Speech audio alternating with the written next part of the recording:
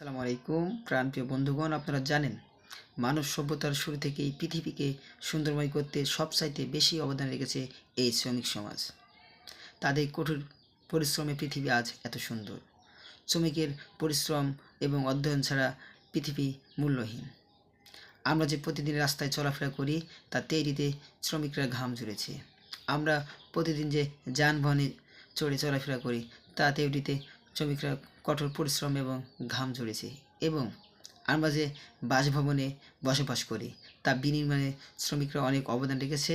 তাদের কঠোর পরিশ্রম এবং ঘামের বিনিময়ে আমরা আরামদায়ক বাসায় বসবাস করতে পারি। যে কারণে মে দিবসের আজকের এই দিনে সকল শ্রমিকদের জানাই অনেক অনেক ভালোবাসা এবং শ্রদ্ধা।